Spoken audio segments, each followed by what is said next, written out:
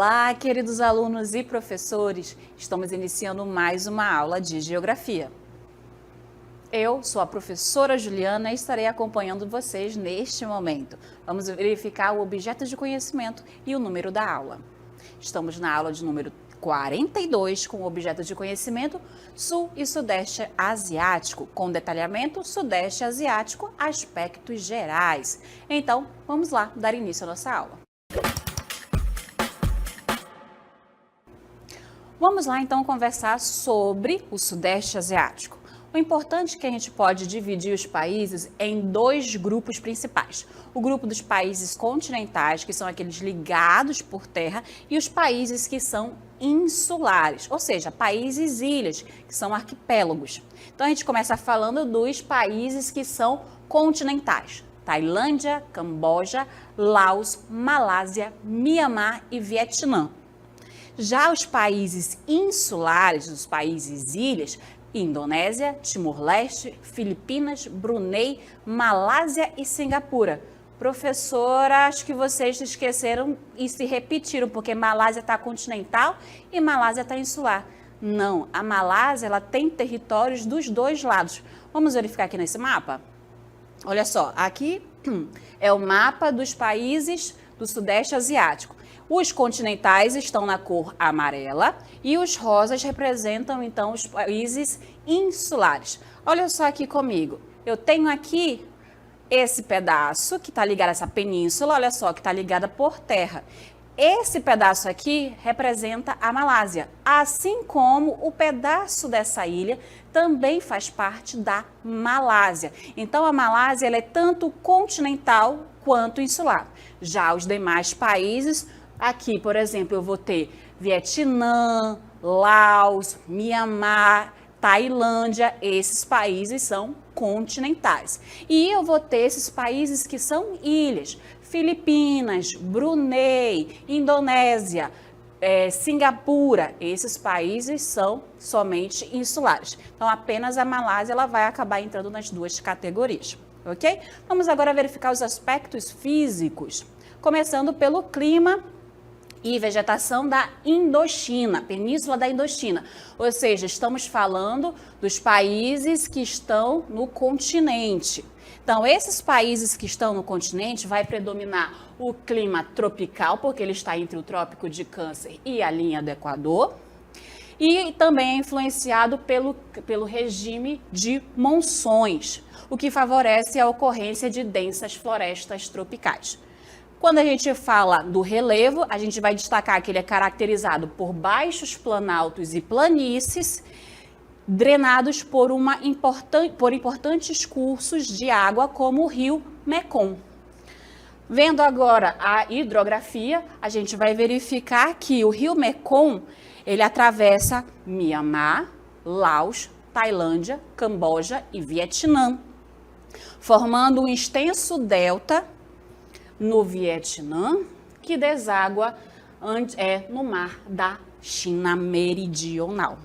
Vamos verificar os aspectos físicos da Insulíndia, que são os países arquipélagos, os países insulares. E a gente fala que ele vai prevalecer o clima equatorial, semelhante ao encontrado aqui na floresta amazônica, resultando em vastas e exuberantes florestas equatoriais. O relevo do arquipélago é marcado por conjuntos montanhosos de origem terciária, com significativa atividade vulcânica e sísmica também, porque eles estão localizados no Círculo de Fogo do Pacífico, que é uma área de intensa atividade tectônica, e a região é frequentemente afetada por vulcões ativos, como o Krakatoa, e também eventos sísmicos, incluindo terremotos, tsunamis que devastam, como o que ocorreu em 2004. E aí a gente tem então aqui um recurso para a gente analisar o que é esse tsunami. Acompanhe aqui comigo. Então, olha só, vocês vão verificar que vai ocorrer um choque, um terremoto vai acontecer e vai fazer com que o tsunami ele vá em direção, né? O que é o tsunami? É uma sequência de ondas. Pronto, agora ficou melhor para vocês conseguirem enxergar.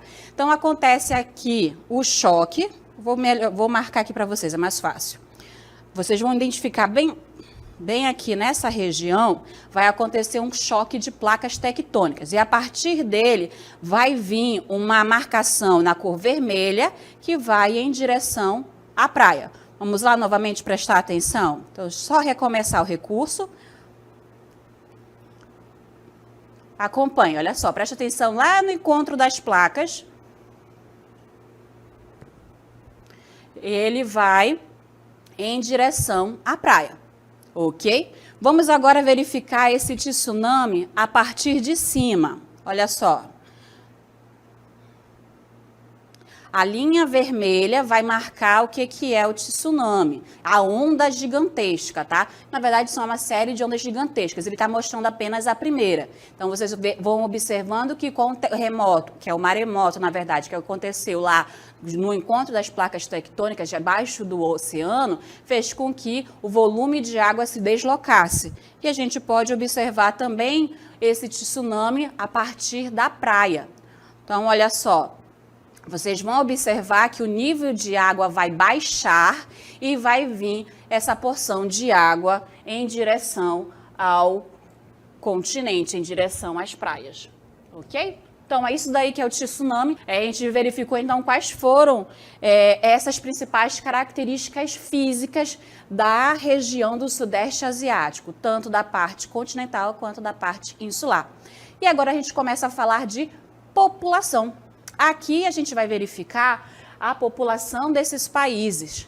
Eles estão divididos em cores vermelhas e azuis porque eles estão divididos em continentais e insulares. Então, em vermelho eu vou ter os países que são insulares e em azul eu tenho os países continentais. E vocês vão reparar que os dois primeiros países, os dois mais populosos, são insulares. A Indonésia é o quarto país do mundo mais populoso, uma população acima de 275 milhões de habitantes.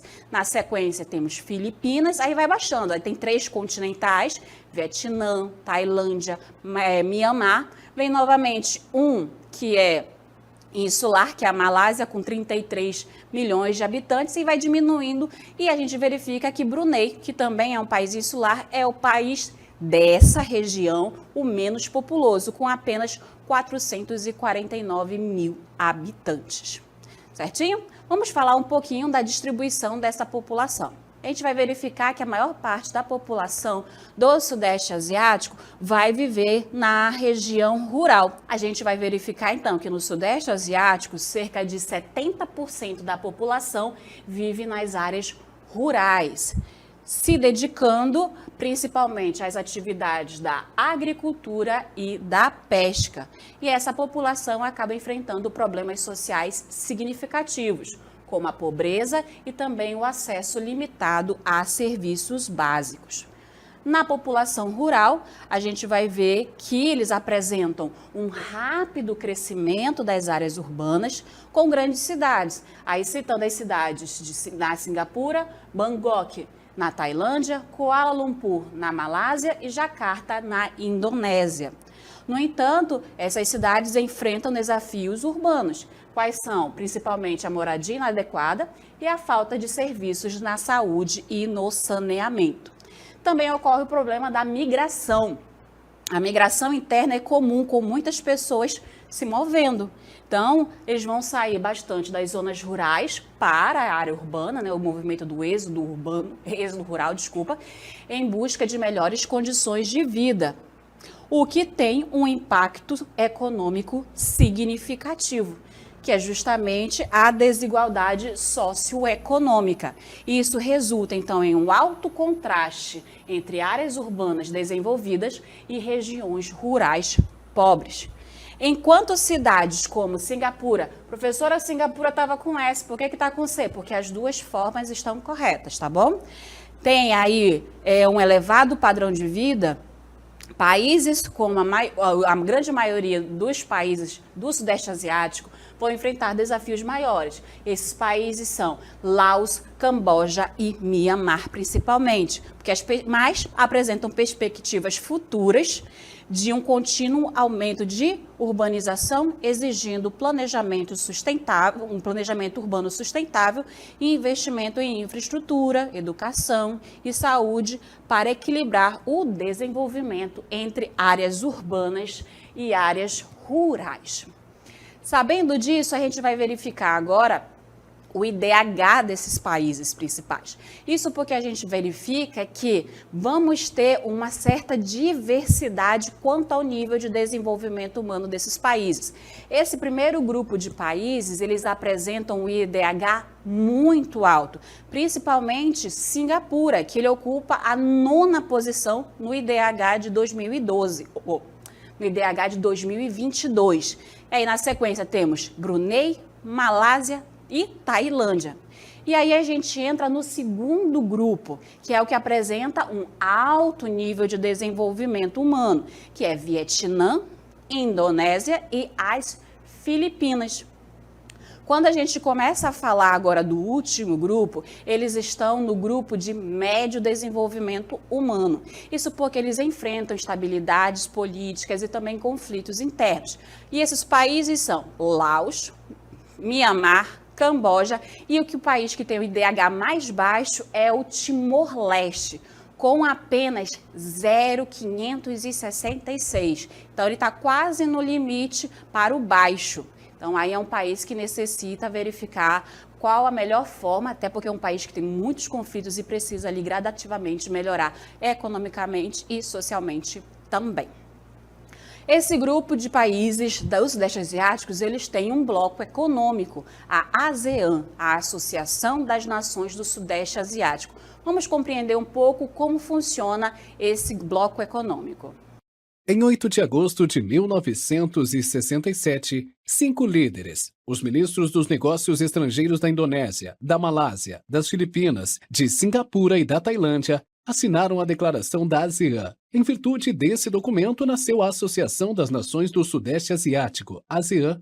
Os países fundadores, Indonésia, Malásia, Filipinas, Singapura e Tailândia, proclamaram que a ASEAN representa a vontade coletiva das nações do Sudeste Asiático de se unirem em amizade e cooperação e, através de esforços conjuntos e sacrifícios, garantirem aos seus povos e à posteridade as bênçãos da paz, liberdade e prosperidade. Desta forma, com o passar dos anos, mais países se juntaram à ASEAN: Brunei em 1984, Vietnã em 1995, Laos e Mianmar em 1997 e, finalmente, Camboja em 1999. A ASEAN tem objetivos claros: promover a cooperação e assistência mútua nas áreas econômica, social, cultural, técnica, educacional e administrativa, manter a paz e a estabilidade na região e acelerar o crescimento econômico, o progresso social e o desenvolvimento cultural. A bandeira da ASEAN é um símbolo de unidade. As cores azul, vermelho, branco e amarelo representam as principais cores das bandeiras dos Estados-membros. O azul simboliza paz e estabilidade, o vermelho coragem e dinamismo, o branco pureza e o amarelo prosperidade. No centro, os talos de Padi representam o sonho dos fundadores da ASEAN, de uma região unida pela amizade e solidariedade. O círculo ao redor dos talos representa a unidade da ASEAN. A ASEAN continua a trabalhar para uma região estável, pacífica, unida e dinâmica. Através da cooperação e do esforço conjunto, a ASEAN busca um futuro próspero para todos os seus membros. Continuamos a falar sobre a economia no Sudeste Asiático, agora destacando as atividades do setor primário, que vai desempenhar um papel crucial na economia dessa região, devido à forte ligação com as atividades agropecuárias e extrativistas. O destaque vai para o cultivo de arroz, uma das principais culturas agrícolas da região, realizadas principalmente nos rios Irrawaddy, Chao Phraya e Mekong, sendo essencial para a segurança alimentar e a economia local. Além disso, a produção de látex, especialmente na Malásia, e aí a gente pode lembrar do episódio da biopirataria que ocorreu, aonde as nossas sementes da seringueira brasileira foram levadas para a Malásia e lá então eles começaram uma produção muito produtiva da seringa e produzindo em consequência o látex. É uma importante fonte de renda e de emprego, levando desenvolvimento para muitas comunidades, contribuindo significativamente para a economia da região do Sudeste Asiático. Destacam-se ainda os cultivos do arroz, chá, cana-de-açúcar e pimenta do reino, e é claro, da seringueira. Ainda a gente pode colocar que é uma região rica em recursos naturais, com estanho, a produção da extração da madeira e também a exploração do petróleo, que vão contribuir de forma para a economia global e também local. Na sequência, a gente começa a falar do setor industrial. No Sudeste Asiático, a produção é geralmente limitada devido à predominância do setor primário. Então, a gente vai verificar que muitos ainda não passaram pelo processo de industrialização efetiva. No entanto, vão se destacar Singapura, Tailândia, Brunei e a Malásia, que tem atraído vultuosos, ou seja, excessivos investimentos estrangeiros, especialmente do Japão, que vem contribuindo para a economia e para a industrialização desses países. Singapura acaba sendo destaque porque ela é reconhecida como uma líder econômica na região do Sudeste Asiático. Então, esse país se destaca no cenário global como uma das economias emergentes mais dinâmicas da Ásia. É uma economia altamente desenvolvida, é uma economia diversificada com fortes setores de tecnologia, finanças e comércio e faz parte daquela primeira geração dos tigres asiáticos, o que mostra o seu rápido crescimento econômico e desenvolvimento sustentável. E agora a gente vai começar a falar um pouquinho de cada um dos países dessa região, começando pelo estado de Brunei Darussalam, que é a capital, Bandar Seri Begawan, a extensão de pouco mais de 5.000 quilômetros quadrados de extensão, o idioma mais falado é o malaio, a moeda é o dólar de Brunei, e é um dos países que vão ser... É um dos países mais ricos do mundo em termos de PIB per capita, graças à sua abundante reserva de petróleo e gás, que são as principais fontes de economia. E o país também é conhecido por seu compromisso com a conservação ambiental, mantendo grande parte de sua floresta tropical intacta. É predominantemente islâmico e destaca-se por sua estabilidade política e a alta qualidade de vida. Agora passamos para o Reino do Camboja, capital Phnom Penh. Extensão 181.040 quilômetros quadrados. O idioma é o Khmer. A moeda é o Riel. E a gente vai verificar que é um país que é conhecido por sua rica história e herança cultural. Hoje o Camboja é uma monarquia constitucional e o país tem se recuperado gradualmente e apresenta um crescimento econômico significativo, impulsionado pelo turismo, agricultura e a manufatura. Passamos agora para a República das Filipinas, capital Manila, a extensão de 300.000 quilômetros quadrados. Tem como idiomas o filipino e o inglês. A moeda oficial é o peso filipino e a gente vai verificar que é um arquipélago com mais de 7.000 ilhas. E o país é conhecido por sua rica biodiversidade, praias paradisíacas e uma herança cultural diversa. Por sua história colonial sob o domínio espanhol e americano. Tem a economia diversificada, com destaque na agricultura, manufatura, turismo e também de serviços. E agora a gente passa a falar do próximo país. A gente fala então sobre a República da Indonésia, aqui comigo, que a capital é Jakarta, a extensão de 1.916.906 quilômetros quadrados de extensão. O idioma é o indonésio e a moeda a rúpia indonésia. A gente pode destacar que é um país com a maior população muçulmana do mundo, apesar de não ser um Estado islâmico oficial. É o quarto país mais populoso do mundo, com mais de 275 milhões de habitantes. É composto por mais de 17 mil ilhas, das quais 6 mil são habitáveis. É um dos novos tigres asiáticos, com destaque para a indústria da petroquímica, de alimentos e de bens de consumo duráveis. E agora a gente vai falar sobre a República Democrática Popular do Laos, a capital Vientiane, com 236.800 quilômetros quadrados de extensão.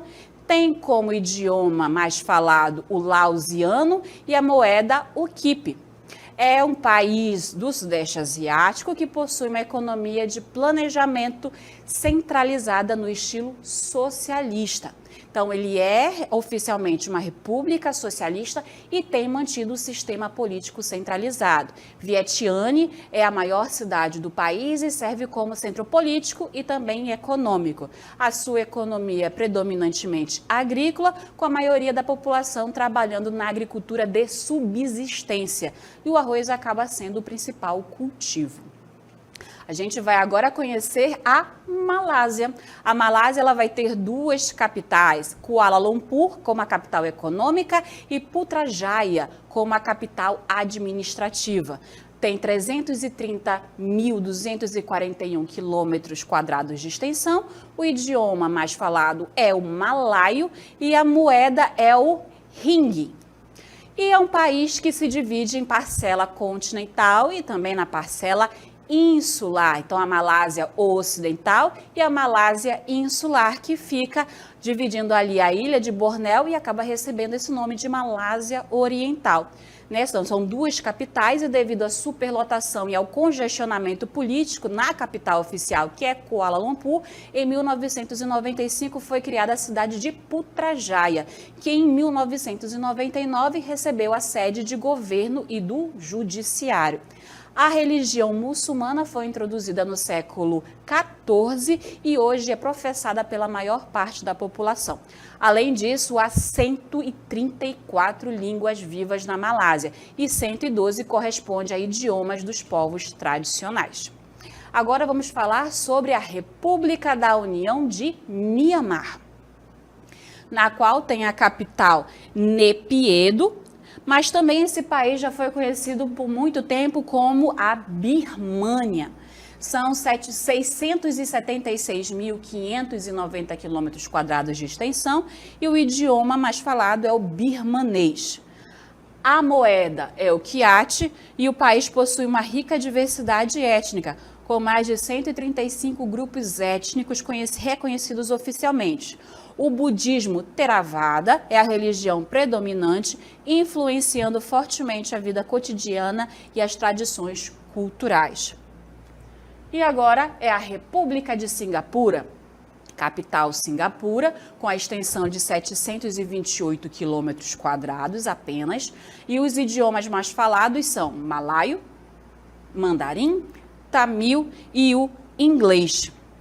A moeda oficial é o dólar de Singapura e ela é uma cidade-estado insular que possui uma das economias mais fortes e diversificadas do mundo, que inclui setores como tecnologia, biotecnologia, manufatura e turismo. É famosa por sua eficiência, limpeza e planejamento urbano inovador.